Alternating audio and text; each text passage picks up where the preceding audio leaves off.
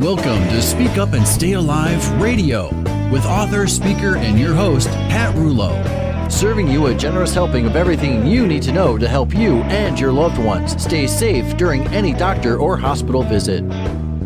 The program is not intended to replace medical advice from a licensed professional, but rather to encourage you to become a well-informed participant in your health and well-being. And now, your host, Pat Rouleau.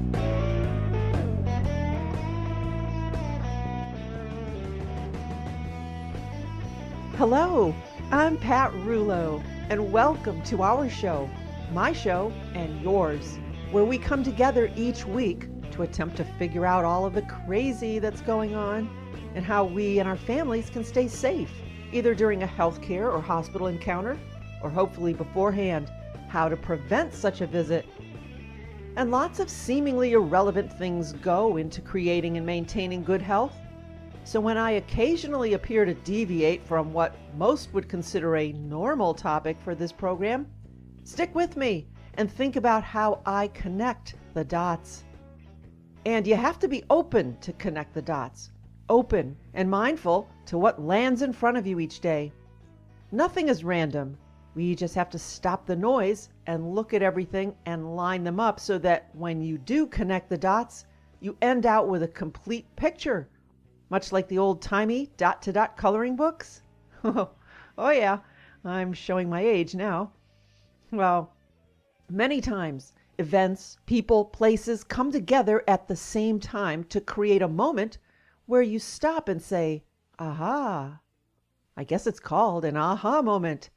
Well, this happened to me recently, and it has to do with my cat, who decided that I was fit to adopt her this past summer, and at that moment placed a huge responsibility on my shoulders. Take care of me. Wow, what a gift. This little helpless creature has taught me so much and has caused me to pause and ponder the seemingly random occurrences that happen in my life that I could either choose to overlook in my haste to get on with my day, or that I can acknowledge and appreciate. A tiny injured kitten shows up at your door, and voila, life is not only better, but she also caused me to extend my research of human healthcare safety into animal healthcare safety. And so, with this special pet in my life, in conjunction with the meeting of today's guest, a certified animal naturopath, my most recent aha moment, my connection of the dots, so I'm going to devote most of the program today to pets. You want to talk about health? Pets keep people healthy. I'm sure there is scientific debate about this, but I don't feel like thinking about that because I know how I feel when I'm in the presence of my little cat. So who cares about science at a time like that? And I just mentioned that pets keep people healthy. Well, people keep pets healthy, and that is a serious responsibility. Pets have no choice and no voice. They are at our whim. If we make mistakes, they suffer. When we do the right things by them, they win. So today, my aha connect the dots moment compels me to draw some parallels between pet and human health and hopefully encourage you to be as mindful of your pet's health as you are of your own. There is no difference, except your pet's health is in your hands, not theirs. So let's get started, because it's obviously time for the healthcare hazard of the week.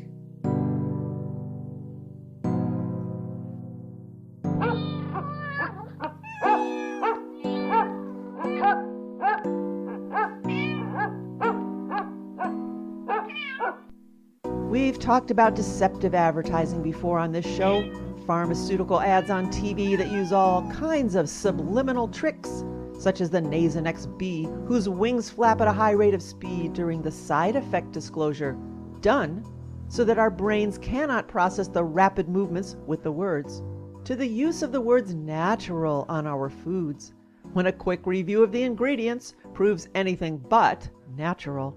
Just a few tricks here, a small lie there, a bit of deception now and then. Doesn't really sound like much, huh? I mean, what's a lie anymore? Heck, it's an accepted business practice. So what does this have to do with pets? Plenty. And I found out when a little feral kitten adopted us last summer, and you've heard me talk about little Stripe, my new favorite friend. I never had a cat before, so in order to be the best cat mom or mom cat around, I did lots of research. What foods to feed her or not to feed her, what's the best kitty litter, should she have shots, and so on. So when I began my studies surrounding diet, I realized that cats are carnivores. They eat meat in the wild. And when I went shopping and looked at the dry kibble in the bags, I noticed that the ingredients started with grains. Do cats eat corn in the wild? But wait a second. Look at the beautiful cat on the bag. How healthy she looks. What a lustrous coat and bright shiny eyes. Well, you know me, not one to buy into Madison Avenue marketing and subliminal messages. My mind immediately went to the FDA. The Food and Drug Administration regulates what we eat. And oh my, don't they do a stellar job of that? Genetically modified for everyone, as dictated by Michael Taylor, who has moved through the revolving door between heading up the FDA and as an attorney for Monsanto several times, and now is the czar of food safety at the FDA. Geez, think he has a dog in that genetically modified food race? No pet pun intended. So then I wondered, does the FDA regulate what our pets eat? Well, the answer is neither simple nor short. Like most issues of regulation, pet food's history is long, complicated, and of course, fueled by money. Pet food is a $12 billion industry in the United States, with exports adding another $1 billion. And what's interesting is that despite multiple layers of authority, the pet food industry has enjoyed relatively little regulation. Go figure. Well, let me share with you an abstract from a study at Harvard Law School. It says, Americans own more than 130 million cats and dogs and spend over $12 billion per year on commercial pet foods. The commercial pet food industry faces minimal regulation, despite navigating several layers of regulation from various groups, including the FDA, the American Association of Feed Control Officials, and state regulators. The FDA entrusts the Feed Association to issue regulations governing ingredients, feeding trials, labels, and nutritional claims. The influence by the pet food industry over the Feed Association shows itself through their irrational regulations, including ingredient definitions, which basically prohibit organic chickens and vegetables, while blindly permitting thousands of euthanized cats and dogs to make their way into pet foods through the unsupervised rendering industry. Trusting but uneducated consumers purchase these commercial pet foods under the assumption that the FDA or some other regulatory body has ensured that the foods contained balanced meals and complete nutrition.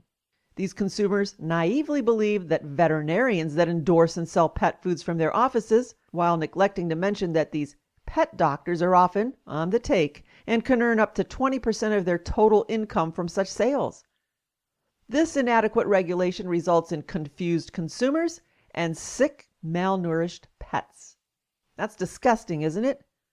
And here's what is especially sad about this. You and I can pick and choose what we eat. We can make informed or uninformed decisions about what we pop into our mouths. Our pets cannot. They rely on us. They eat what we serve. Again, they have no choice and no voice. And that is a frightening combination. I'd hate to have no choice and no voice. Wouldn't you? So if you're like the old me, you may have no idea that virtually all of what goes into those cans and bags of pet food are vast amounts of waste products, many of which are pretty darn nasty, that are left over from the manufacture of food for human consumption.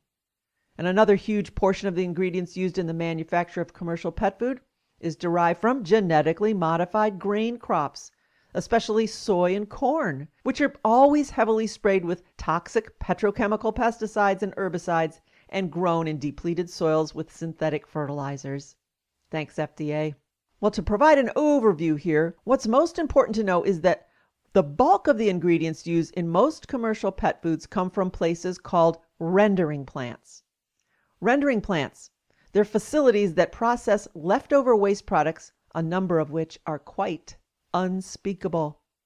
Here's a partial list of items that are routinely sent to and processed by rendering plants.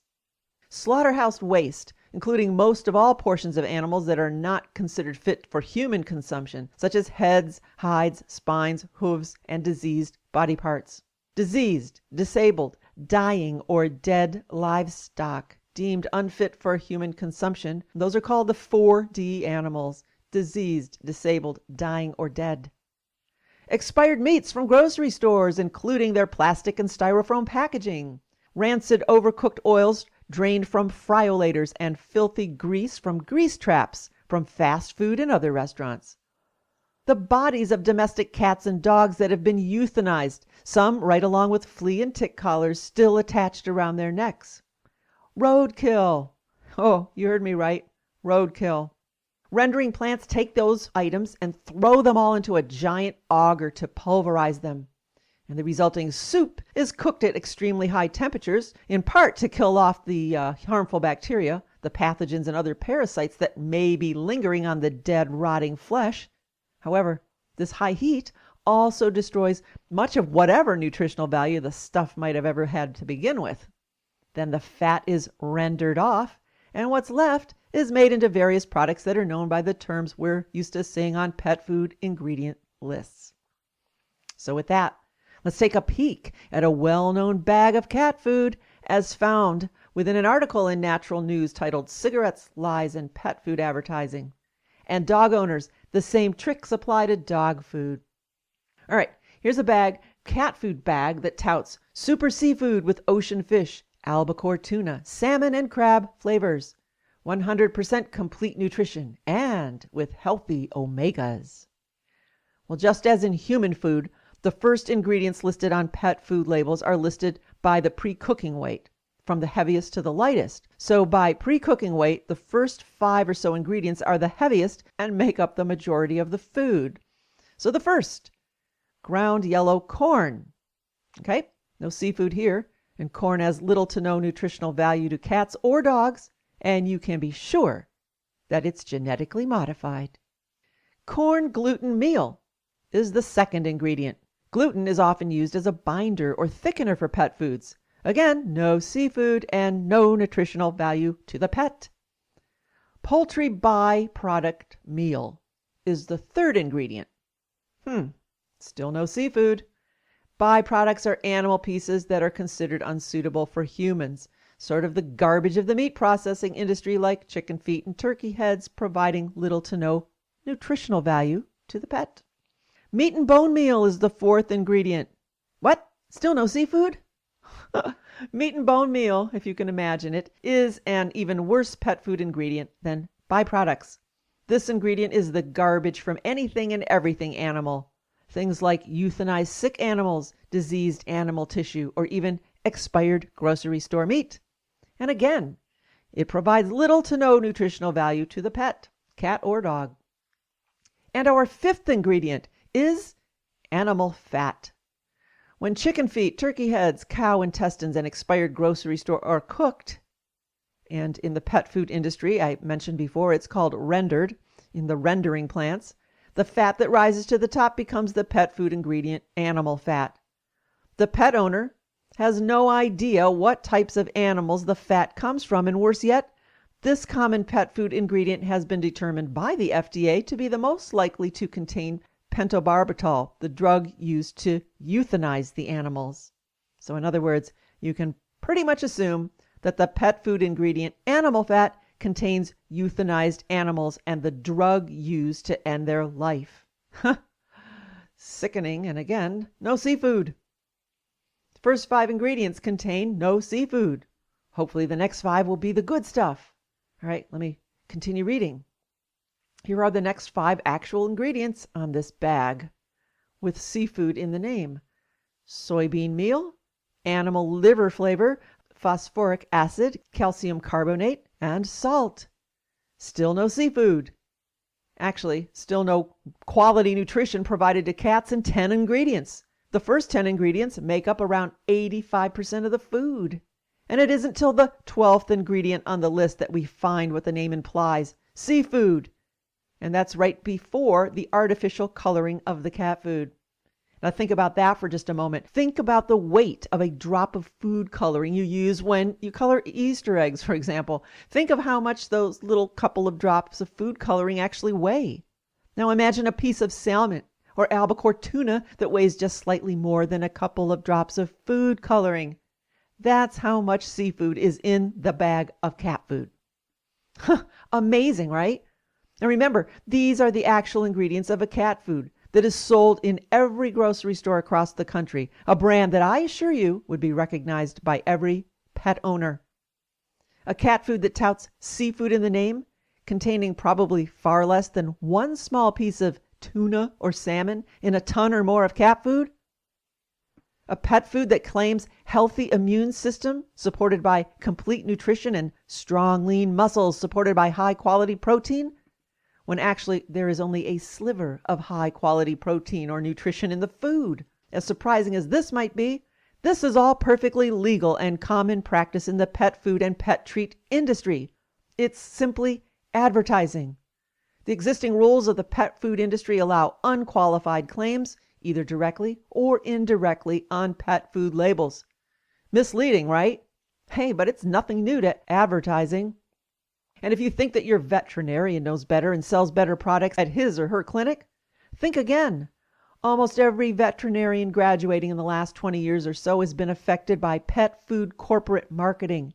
Veterinary students at almost every veterinary college in the United States are commonly taught dog and cat nutrition. Guess by who? Of course, by pet food manufacturers. Nutrition classes based on what each manufacturer wants them to know, not based on pet nutrition, on unbiased science and research. Seafood cat food made with corn? How dare anyone call this seafood? It's a lie. And how many cats in the wild eat seafood anyway? None of these ingredients have anything to do with what a cat or dog would encounter and eat in the wild. Lies, lies, and more lies, perpetuated by those who stand to benefit financially. Follow the money. Dogs and cats inherently thrive on a raw diet. It's obviously a bit more challenging for us as the human pet owner to satisfy this need. It's infinitely much easier to snap open a can or tear open a bag. But ultimately, a raw diet is what nature intended. And to prove how the FDA is so tied to the pet food industry, here's what they say on the FDA website. Quote, because raw pet food is more likely than other types of pet food to contain salmonella and listeria, the single best thing you can do to prevent infection is to not feed your pet a raw diet. Unquote. Then they go on to offer suggestions about safe food handling. The FDA says it does not believe feeding raw pet foods to animals is consistent with the goal of protecting the public from significant health risks. Feeding raw foods to pets increases the risk that both the pet and the people around the pet will encounter bacteria that cause foodborne illness, particularly if the products are not carefully handled. Hello. We can get salmonella when we make hamburger for ourselves if we don't wash our hands or contaminate cutting boards. I mean, meat is meat. Doesn't matter who's eating it. That's like saying, let's never eat at a restaurant because we might cross-contaminate. So why would they come out to clearly advocate to not feed your pet what they inherently need and blame potential cross-contamination or food poisoning? Follow the money. The pet food industry does not make a dime if you go to your butcher to buy meat for your dog or cat. The FDA warns about raw foods, but condones filthy, nasty, rendered fat from euthanized animals and garbage unfit for any living creature? Seriously? The pet food supply industry is as corrupt as everything else these days. There are over 70 million United States homes with pets. If each of these pet owners sent a message to their congressman, their senator, the president, or the ever-vigilant FDA, and said that they are tired of the way things are and want changes to the regulations of all consumer products, including pet foods, things would change.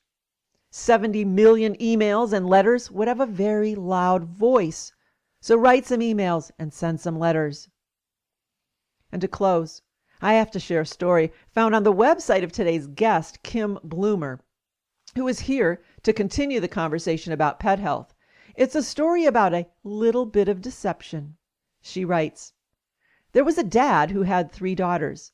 The 3 daughters wanted to go see a movie that all their friends were going to go see, but the dad said no. Of course, the argument went back and forth, and the girls said, but Dad, it's not that bad, just a little bit of stuff in it.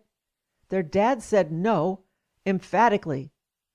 Ugh, and the girls went off to pout. Dad then went into the kitchen to bake some sumptuous brownies, and the girls thought that possibly Dad was softening a bit and feeling guilty because he was, after all, baking them some brownies, probably as a peace offering, they thought. These were the most sumptuous brownies he'd ever made, with one extra ingredient, just a little bit of dog poop. Well, he brought them out to his daughters, and they were still pretending to be upset at Dad for not letting them go see this movie. The dad said he made them these delicious brownies, and of course, as I said previously, they thought it was his peace offering. He told them all the delicious ingredients that went into it as their mouths began to water, and right before they each reached for one, and secretly hoping that Dad had decided to allow them to go see the movie, he said, before you eat one, I wanted to let you know that I added just a little bit of an extra ingredient, a little bit of dog poop. Well, of course, his daughters were horrified. Dad, why would you do that? They screamed in unison. He said, well, it's just a little bit of poop, not much, and the other ingredients are so good they could mask the poop. Not so bad, just a little bit of poop. And the girls got the message and did not go see the movie. Just a little bit of deception, or a lot. It doesn't matter in the grand scheme of things. A lie is a lie. Plain and simple. If you have a pet or know a pet owner, share today's message. Before you happily purchase the cheapest or even the most expensive can or bag of pet food, do your research. Read the ingredients. Consider the advantages of a raw diet. And you can find more quality information at the website of today's guest, AspenbloomPetCare.com. Aspen like the tree, Aspen bloom like a flower blooming, AspenbloomPetCare.com. Remember, the industry is not looking out for you or your pet. They are concerned with their back pocket, their wallet, their bank account. Your pet has no choice and no voice, but you do. Return the gift that your pet silently bestows upon you. Connect the dots, choose wisely, and speak up for those who cannot.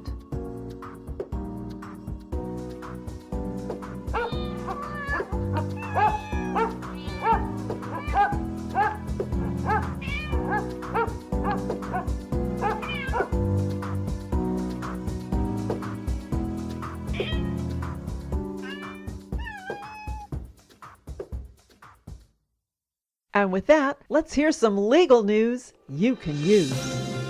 You've heard me talk about my attorney friends at Schraff & King, and I know many of you have taken my advice and contacted them to help you with your advance directives.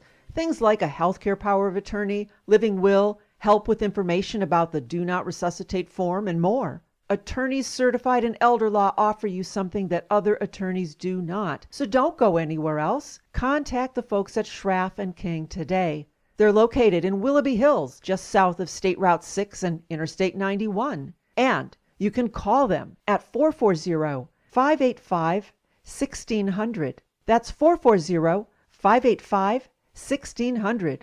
Or visit them online at schraffking.com. SCHRAFFKING. schraffking.com. And be sure to let them know that you heard about them here on Speak Up and Stay Alive. Again, it's 440-585-1600. 440-585-1600. Call them today.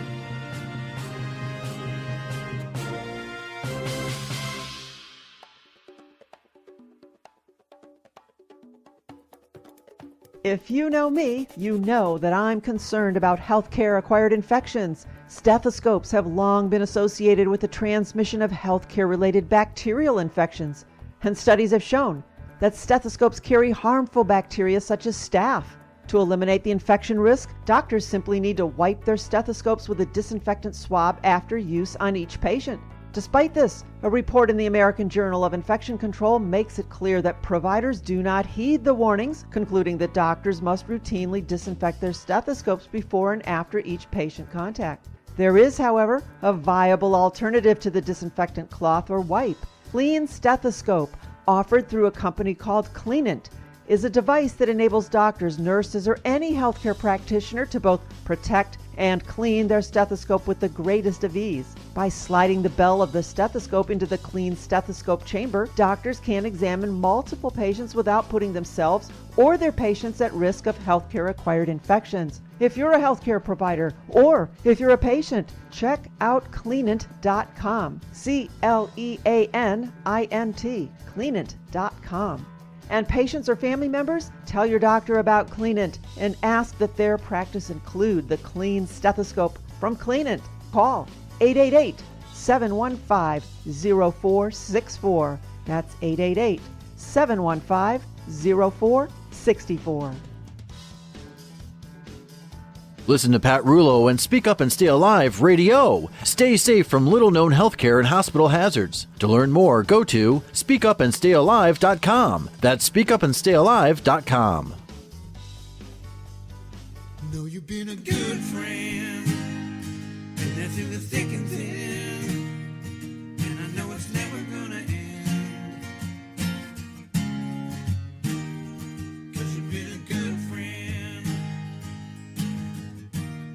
Well, you're listening to Speak Up and Stay Alive Patient Safety Radio, and I am your hostess, Pat Rouleau, always concerned about you, your health, your family's health, and that includes your pets. Now, if you've been listening to this show for the past few months, you know that a tiny feral kitten adopted us this summer, and we named her Stripe. And just as a side note, had I known that she was going to be such an important family member, I might have named her something more exotic sounding, but my husband named her Stripe, so we're going with that. Sometimes it's Kitty, and oftentimes it's Stinker.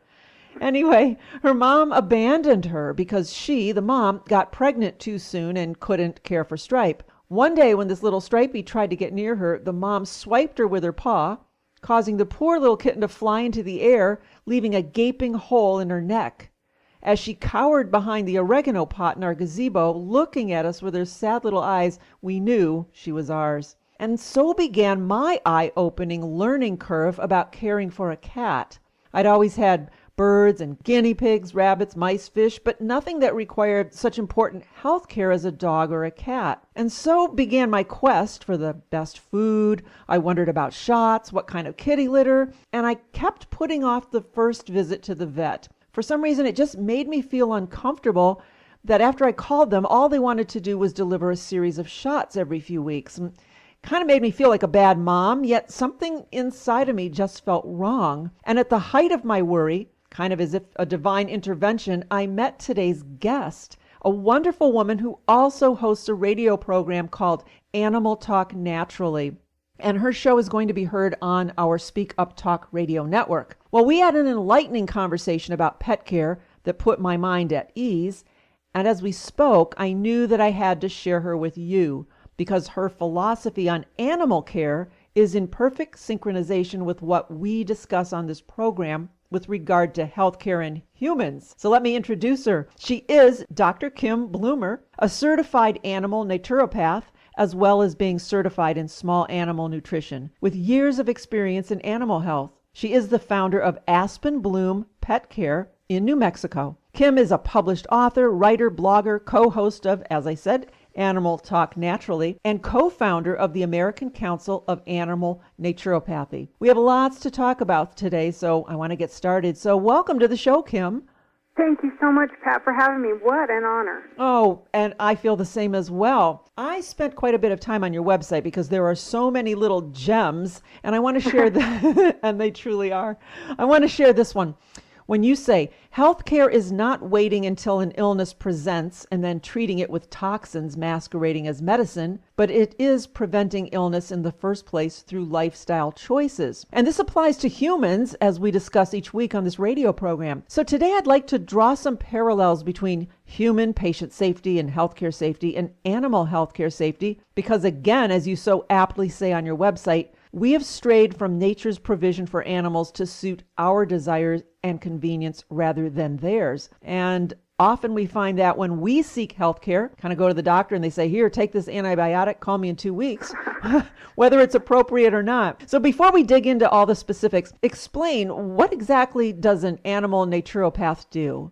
You know, I'm going to give the really short sense that I've actually honed in over the years, because when I shared my more in-depth version, Pat, people didn't maybe quite connect it, because in this country, we have been thoroughly, and I'm going to say it, indoctrinated to believe that only veterinarians are the caregivers for our pets.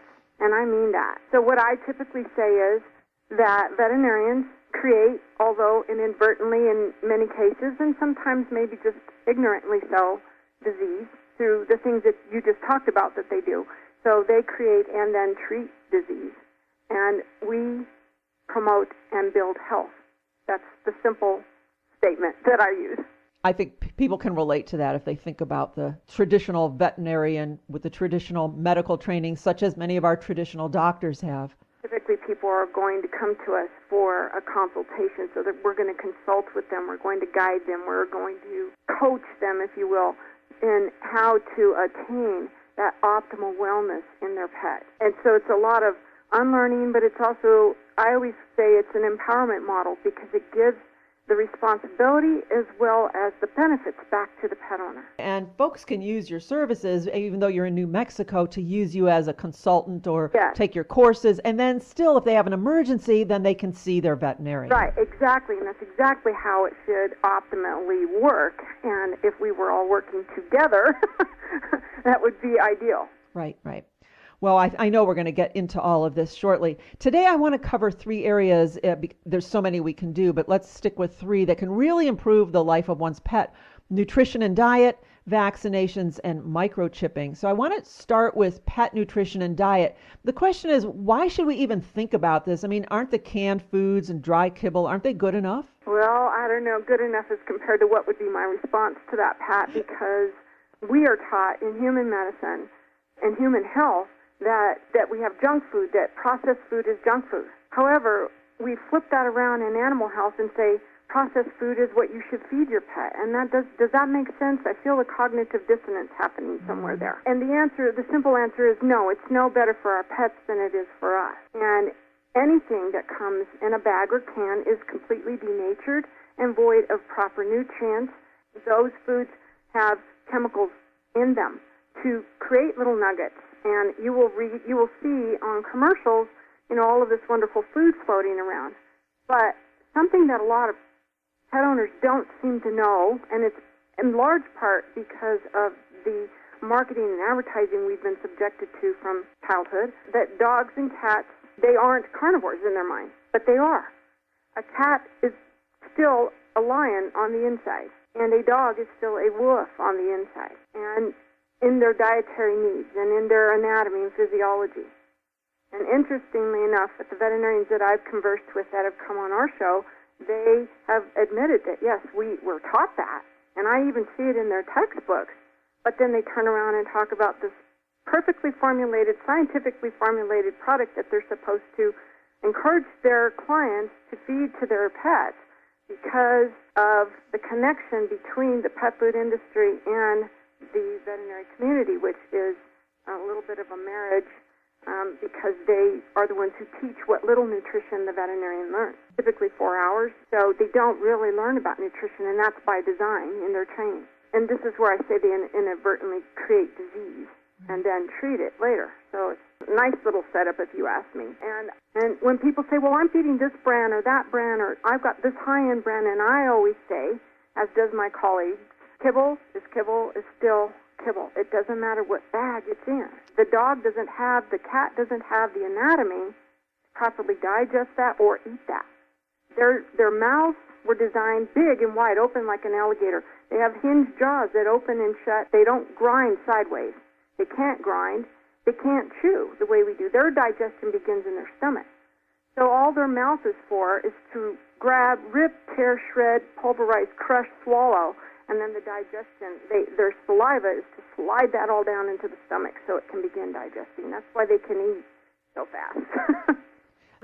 And another thing that interested me is that you said they're carnivores. Well, obviously then if they eat meat, almost all of the dry kibble is made of grain, huh? When I say raw, they say, okay, we cook it, don't we? This is how disconnected we are from nature. Mm-hmm. They can look at a nature show and watch a cheetah or a lion take down an animal and eat it and not connect the dot that that cat that lives with them eats the same way. So we're seeing a high rise in, incidence of kidney disease and other issues with cats because they're not getting the moisture the way nature intended for them to get it, through the animal, through the blood of the animal that they're going to consume. That might be horrifying to some people, but the problem is we have so connected our animals to this Disney-like relationship when they aren't. They are still that wild animal. Right. Now, when you talk about raw, you're not talking about the wet food in the can. You're talking about a raw. That's another thing we get. Thank you. It's not wet food in a can because that's still a cooked and denatured food, completely and utterly devoid of proper nutrition. So when we talk about raw, are you suggesting that we go to the grocery store and buy a turkey or buy a side of beef? Yeah, sure. That's how I feed mine. Okay. And I actually buy mine from a butcher. I mean, I know people feed commercial raw, and it's a good start. My hesitation with that is some of the processing and pasteurization with the commercial raw foods by, I guess, just because of all the regulations and so forth. Definitely is a step in the right direction, in my opinion, away from the commercial packaged kibble and cans.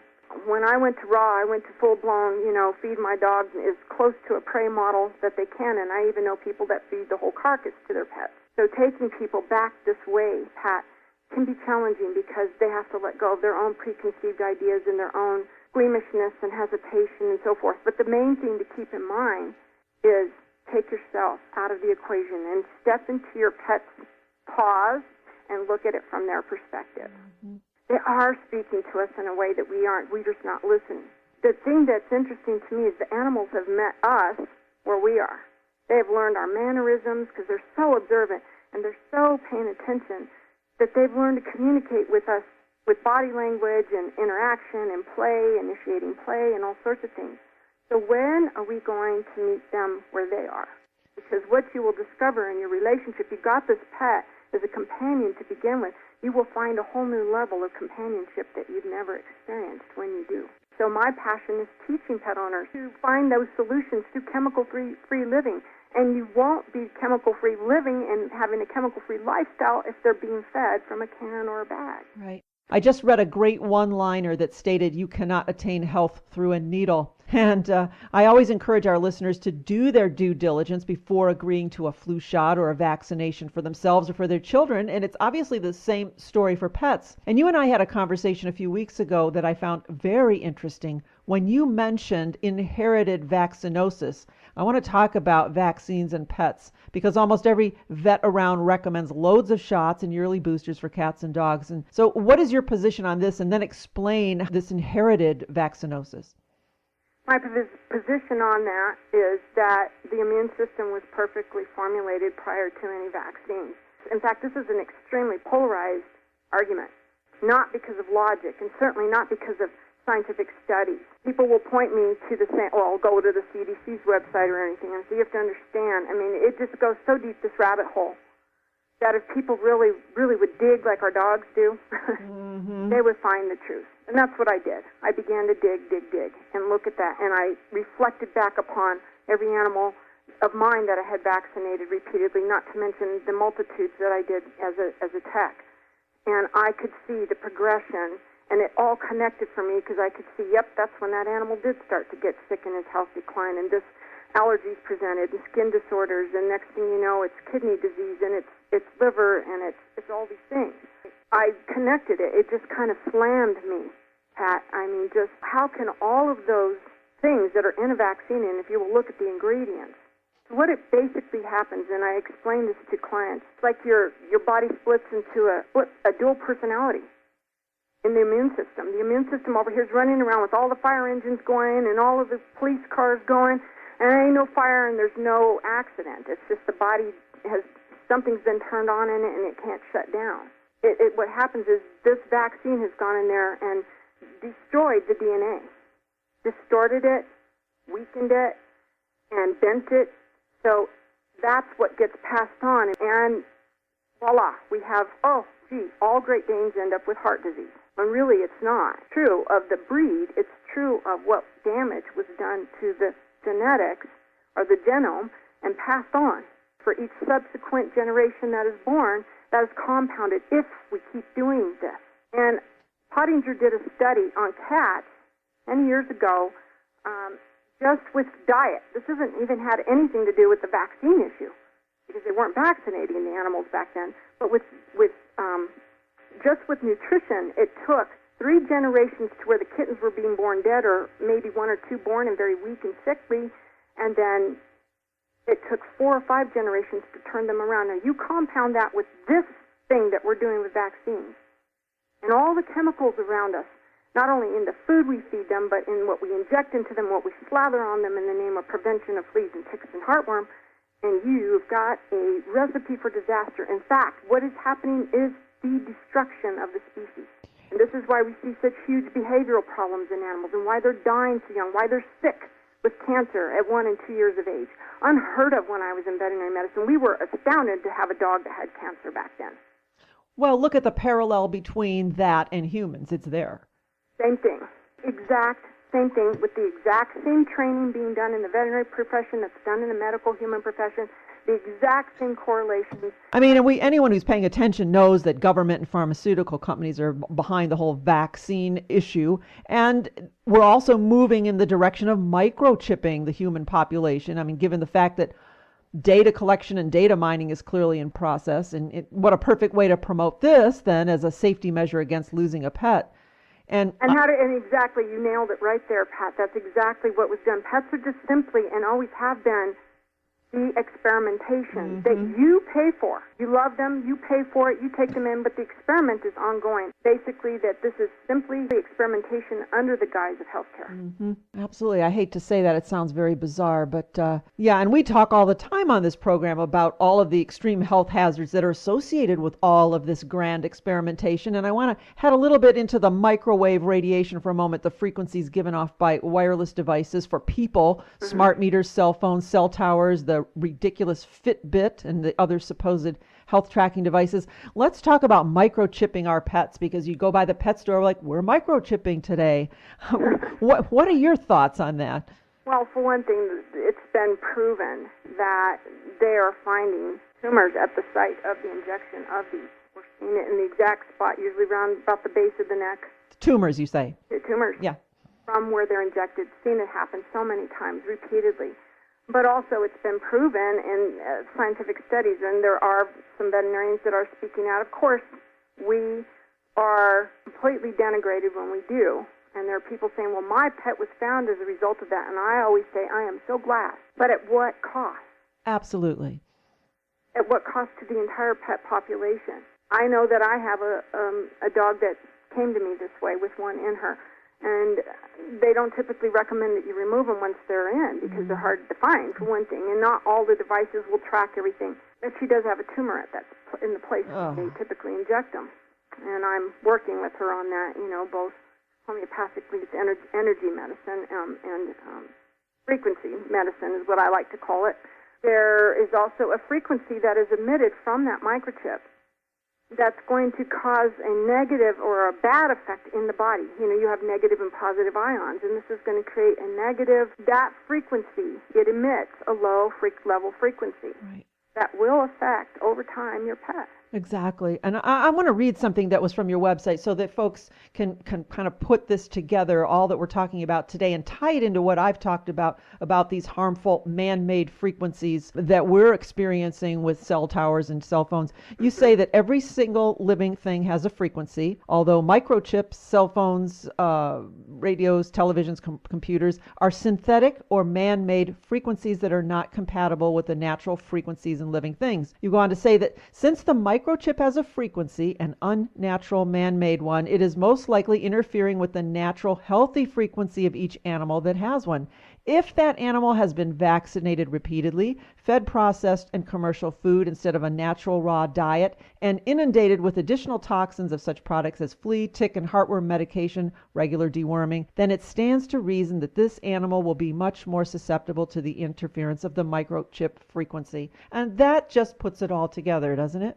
It does. There's where we're connecting all the dots. Yep. And So I'm wanting folks to take heed and pay attention to all this, but there's a lot surrounding this. So you offer a Total Wellness for Pets program, an online learning experience. Tell us a little about that. together, my colleague and I, Dr. Jeannie Thomason, we put that together and combined, we do our radio show together and took our experience and put it together in a program that will help the pet owner not have to navigate all of the information, dis and good information, on the internet. And this person will tell you that, and that person will tell you this and everything. This is our experience, proven and tried, that they can go through. And we talk about all these things you and I are just talking about now, Pat.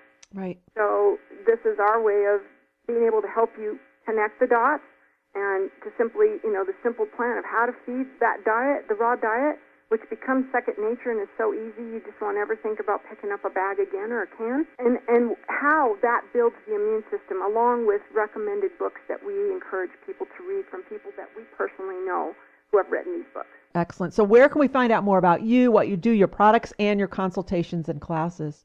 Okay, so they can go to my website, aspenbloompetcare.com, and they can find, there's another book on essential oils for animals there, and written with two of my colleagues.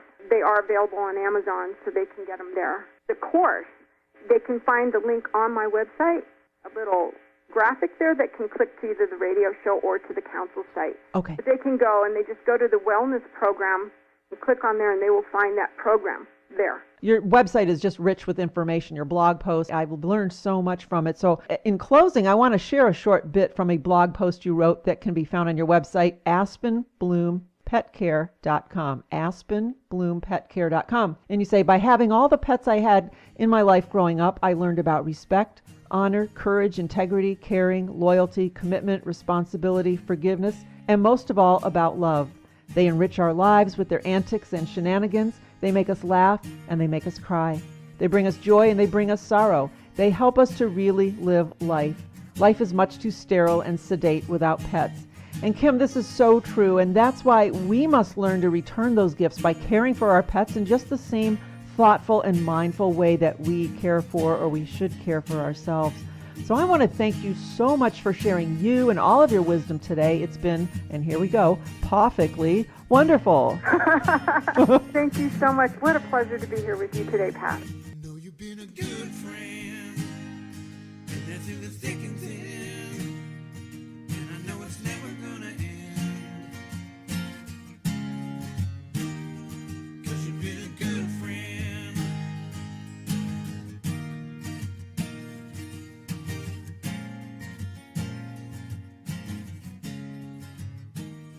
You are listening to Speak Up and Stay Alive, Patient Safety Radio, and I am your hostess, Pat Rouleau. Sadly, running short on time today, but I felt like our pet topic was well worth the time spent. Well, be sure to come back next week. I have a guest whose health was harmed by an antibiotic that caused her to become an advocate against the indiscriminate overuse of fluoroquinolones, antibiotics such as the drugs Cipro and Levaquin. It's something we all need to be aware of, and a conversation we should have with our doctor each and every time an antibiotic is prescribed. So join me, same time, same place, but never the same information. And speaking of information, if you are a part of a group, club, business, church, or hospital, invite me to speak. It's the perfect opportunity to gather more information in a fun and fast-paced way. We bring signed copies of the book, Speak Up and Stay Alive, the Patient Advocate Hospital Survival Guide, which really should be on everyone's reading list and every patient's tray table to let the staff know that you are an informed and empowered patient. Visit the website speakupandstayalive.com or call me 440-725-5462. That's 440-725-5462. Oh, and be sure to visit our internet radio station at speakuptalkradio.com. Speakuptalkradio.com. for some outstanding talk radio programming, such as Animal Talk Naturally with today's guest, Kim Bloomer, a great way to get more information from Kim. Boil the Frog Slowly, Are Politics Hazardous to Your Health? Flavor Living Radio, Health Talk with Dr. Len Bransowitz, Living in the Psychic Realm and Psychics Gone Wild, Realty Universal Radio, The Gift of Choice, The Janet Love Show, The Vaccine Agenda, Those Weekend Golf Guys, and so many more. And of course, our show, Speak Up and Stay Alive. That ought to keep you busy until next week. So until then, I hope you have a healthy and a happy week. I am Pat Rouleau, and I am your guide to safe and successful healthcare and hospital encounters. Listen to Pat Rouleau and Speak Up and Stay Alive RadiOh. Stay safe from little-known healthcare and hospital hazards. To learn more, go to speakupandstayalive.com. That's speakupandstayalive.com.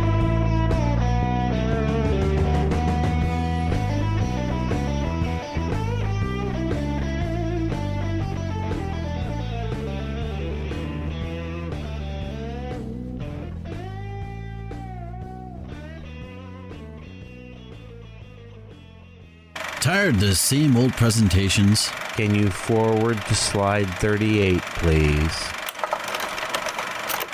Are you looking for a new, out-of-the-box topic for your next event? Want your group to leave inspired, informed, and satisfied? No PowerPoint presentations and dim lights here. No snoring or snoozing goes on during Pat's presentations.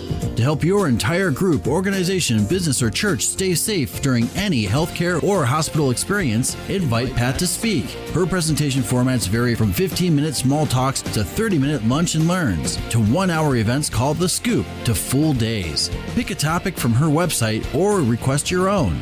Visit her website, speakupandstayalive.com, or call Pat to discuss how she can make your next event fun, enlightening, and life-saving. Want testimonials? Go to the bulletin board link at the website for color pictures and comments from real people. Again, it's speakupandstayalive.com or call 440-725-5462. That's 440-725-5462.